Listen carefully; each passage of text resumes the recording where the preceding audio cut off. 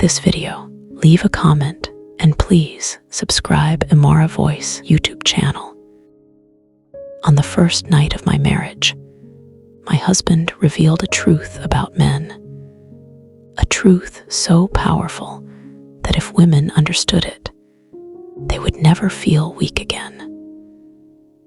I never imagined that a single secret could turn fear into strength and change an entire life. My name is Maryam. I come from a modest family and grew up in the city. Life was difficult there, but we had freedom. My father always believed that freedom mattered more than comfort, while my mother felt village life was simpler and safer. During my holidays, my father decided to take me to our ancestral village to visit my aunt.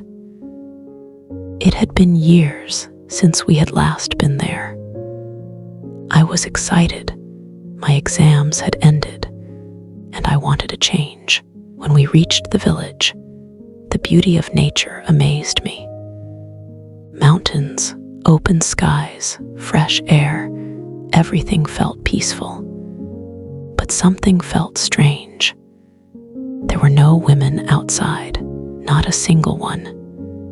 The village followed strict traditions. Women stayed inside their homes, and stepping out was not encouraged.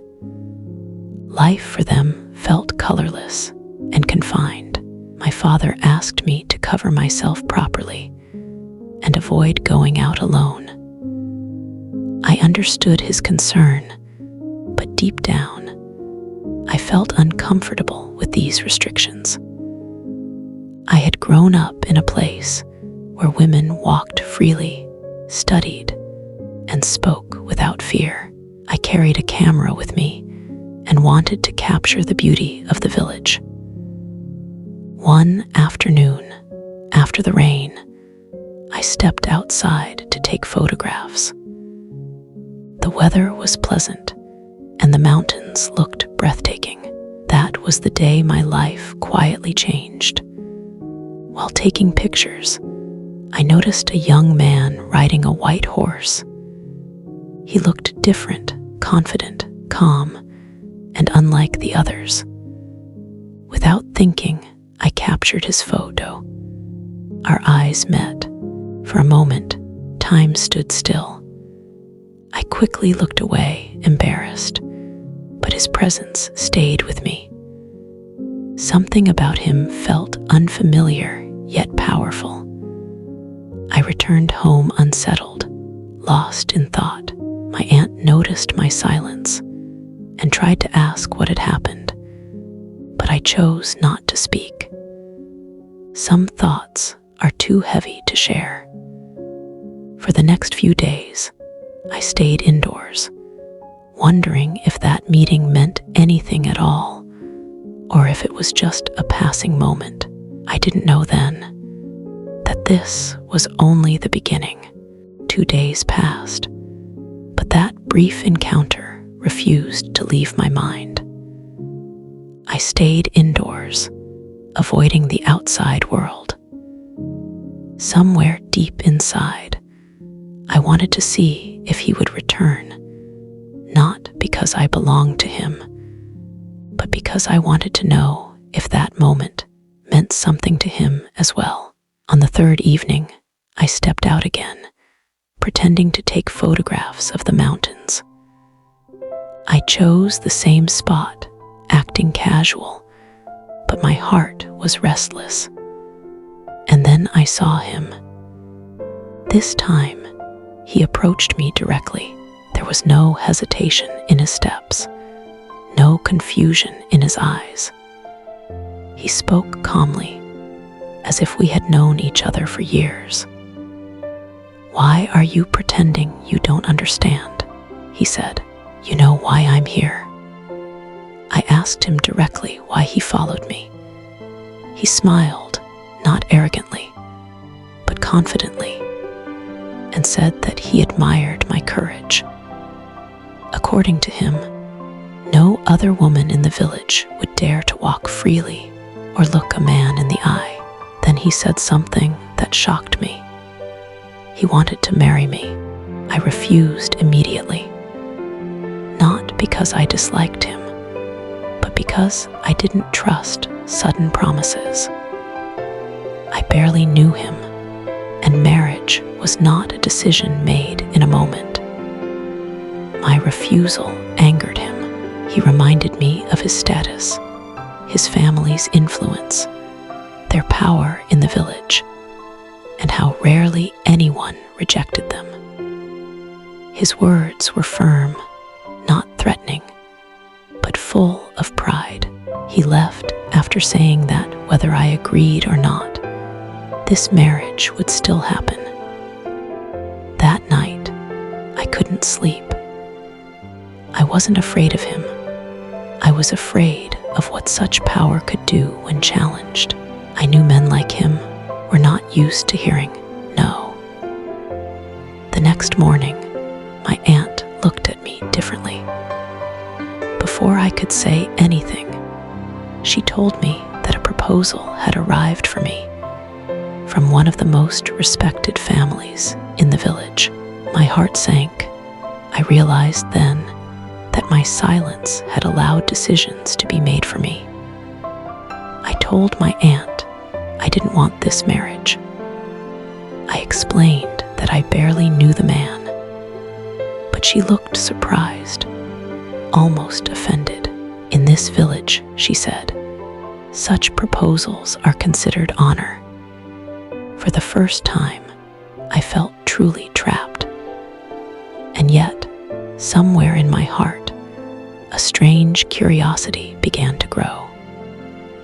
Who was this man really, and why was he so determined? Within days, the matter was no longer private. My father was informed. Village elders became involved. Conversations that should have included my consent were happening without me. When my father spoke to me, his voice was gentle but heavy. He explained that the proposal had come from Rihan Malik, a man educated in the city, respected in the village, and considered powerful by tradition.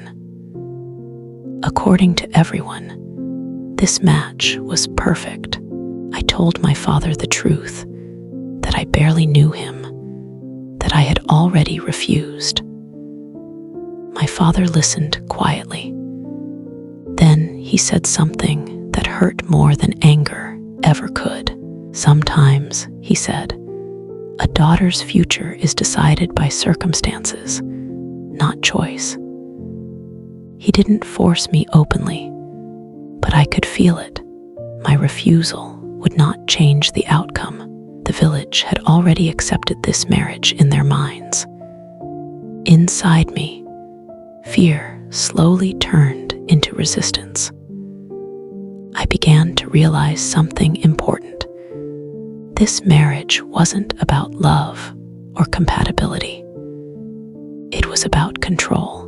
Rihan Malik did not return to speak to me again. He didn't argue, persuade, or explain. Instead, preparations began silently, efficiently, as if my answer no longer mattered. That silence scared me more than his anger. I started questioning everything.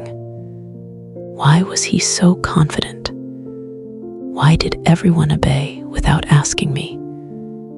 And most of all, why did I feel like this marriage was part of a much bigger plan? My aunt tried to reassure me. She said village men were different. Loyal, protective, devoted to their wives. According to her, city girls often misunderstood village life. But I had seen enough already. I knew traditions could hide cruelty just as easily as they claimed to protect honor. As the wedding day approached, I noticed something strange. Women in the village looked at me with mixed emotions. envy, curiosity, and fear. Some whispered prayers for me. Others avoided eye contact. It felt as if they knew something I didn't. On the night before my wedding, I barely slept. Not because I was nervous about marriage, but because I felt I was walking into a truth I wasn't ready to face, and I was right. Because the man I married that night was not who I thought he was, and the secret he carried would change everything. The wedding was simple, almost silent. There was no celebration in my heart, only unanswered questions. I felt like someone walking into a locked room without knowing what waited inside.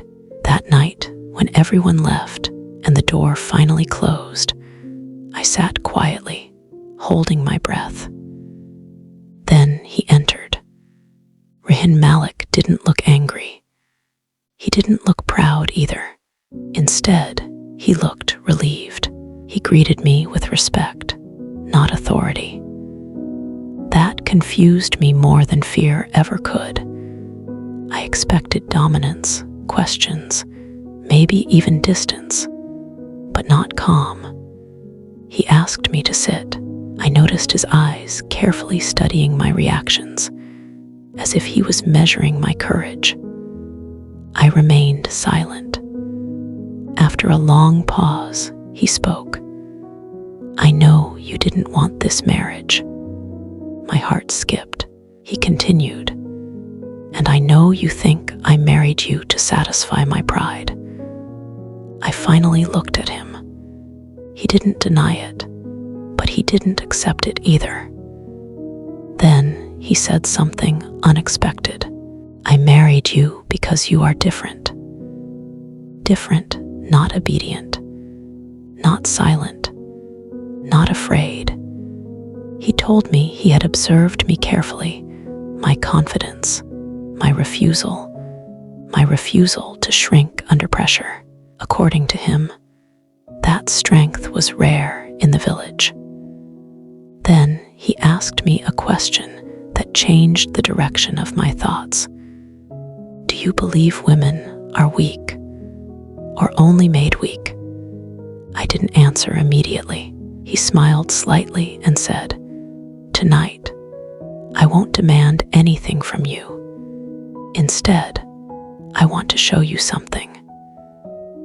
That was when he revealed that this marriage was not the end of my freedom, but the beginning of a responsibility. He said there was a truth about men, about power, about fear. Something women were never told, and that truth could change this village forever. I felt uneasy. "What truth?" I asked. He stood up and said quietly, "Not tonight. First, you must decide whether you trust me enough to listen." That night, I didn't sleep, because for the first time, I realized I wasn't married to a man driven by pride, but to a man carrying a dangerous secret. And once revealed, nothing would remain the same. The next night, Rehan Malik kept his promise. Without saying much, he asked me to follow him. It was late. The village was quiet, wrapped in darkness. I hesitated, but something in his calm confidence stopped me from refusing. He held a torch in one hand and walked ahead, as if every path was familiar to him. We moved beyond the houses, past the fields, until we reached a place that looked untouched, hidden from ordinary eyes. Then he stopped. In front of us was a narrow entrance, almost invisible among bushes and rocks. "This," he said softly, "is the truth no one talks about." We stepped inside. It was a tunnel, deep, silent, and carefully hidden. The walls showed signs that this place was used regularly, not abandoned. As we moved forward, I noticed crates, covered and stacked carefully. I was afraid to ask. Rihin turned toward me and said, "This village survives on fear, and fear survives on weapons." He explained that for years, the men of the village had secretly stored arms, not for protection, but for control, disputes, revenge, power. Everything flowed from these weapons. Women suffered the most. He said something that struck me deeply. When men carry weapons, they don't just hold power, they hold excuses. I realized then that the strict rules for women, the silence, the confinement, all of it existed because fear ruled this place. Rihin told me his real purpose. He didn't want to destroy the village. He wanted to free it, but he couldn't do it alone. No man can take weapons from men, he said, but women can. That was the secret, not weakness, but access. Not force, but trust. He said women could move freely inside homes, talk without suspicion, influence decisions quietly. If they acted together, the village could change without bloodshed. That night, I understood why he chose me. Not because I was obedient, but because I wasn't afraid to question. And that was the night my role changed from a bride to a partner in something far bigger than myself. After that night, nothing felt the same. I returned home quietly, but my thoughts refused to settle. What Rihin had shown me wasn't just a secret, it was a responsibility. I finally understood what he meant when he said women were not weak, only kept away from truth. Over the next few days, Rihin began explaining his plan slowly, carefully. He told me this could never be done in haste. Fear had ruled this village for generations, and fear doesn't disappear overnight. If men felt threatened, violence would follow. That was why women had to lead silently. No protests, no arguments, no confrontation, only patience. He asked me to speak to women, not openly, not directly, but through trust. Simple conversations, shared pain, quiet understanding. At first, I was unsure. But when I began visiting homes, listening instead of speaking, I realized something shocking. Every woman carried the same fear. Every woman had lost someone, a brother, a son, a husband, to meaningless violence. They didn't need convincing. They needed hope. Slowly, whispers replaced silence. Women began talking to one another, not about rebellion, but about peace, about children, about a future without bloodshed. Rihin never interfered. He stayed in the background, letting the movement grow naturally. He knew that if men suspected anything, everything would collapse. Weeks passed. Then one evening, Rihin told me it was time. There will be one day, he said, when men leave the village together. That day, women will act. I felt fear, real fear. But for the first time in my life, I didn't let it stop me, because courage isn't the absence of fear. It's the decision that something else matters more. The day Rihin had spoken about finally arrived. It was decided quietly, without announcements, without suspicion. The men of the village were told they would spend the day outside, attending routine matters and gatherings, just as they often did. This time, they agreed without resistance. For them, it was an ordinary day. For us, it was everything.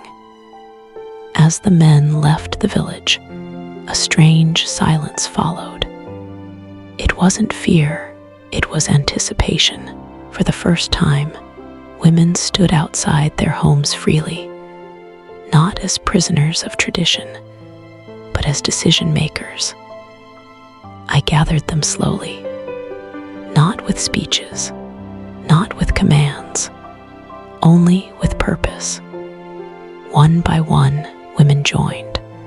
Some were hesitant, some were trembling, but none turned back. We moved toward the hidden place Rihin had shown me, the tunnel no man believed women could ever find, let alone enter. Inside, the weapons lay exactly where I had seen them before. No one spoke. Together, we lifted the crates, the bags, the bundles, heavy not just with metal, but with years of fear. We carried them carefully, quietly, loading them onto carts and animals prepared in advance. No shouting, no chaos, only unity. For days, we repeated this process, slowly transporting everything to the nearby authorities, just as planned. No single woman could have done this alone. But together, we were unstoppable. By the time the men returned, the village had already changed. Even though they didn't yet realize it, that evening, I stood among the women and felt something I had never felt before. Relief, not victory, peace. Because power taken by force can be reclaimed, but power surrendered willingly can transform lives. That evening, the men returned. At first, nothing seemed different. Houses stood where they always had. Paths looked the same. The village appeared unchanged. But then confusion spread. One by one, men checked the places they trusted most, the hidden corners, the locked spaces, the secrets they believed were untouchable. Everything was gone. Panic followed.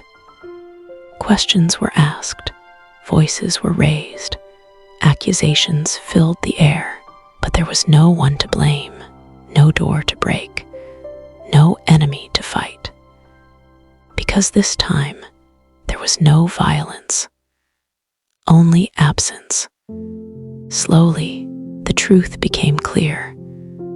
The weapons had been removed, not stolen, not destroyed, but handed over lawfully, and they had been moved by the very people no one had ever suspected. The women. Anger flared at first, but it didn't last. Because something unexpected happened. There were no fights that night, no threats, no bloodshed. For the first time in years, the village slept in silence, not the silence of fear, but the silence of relief. The next morning, elders gathered. Instead of punishment, discussions began. Instead of shouting, there were questions. Many realized that without weapons in their hands, their tempers felt smaller, their pride quieter. Rihin stood before them calmly.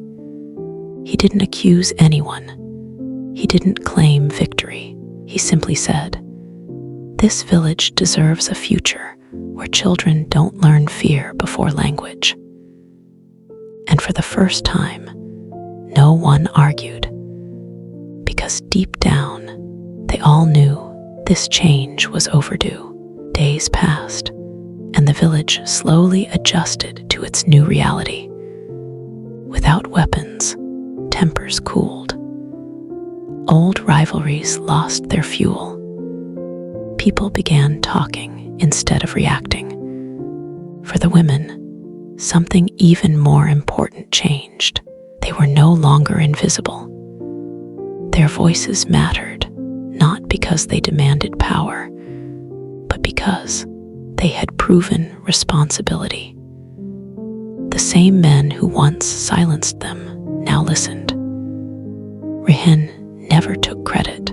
He stepped aside and allowed the elders to lead discussions, knowing that real change lasts only when people believe it was their own choice.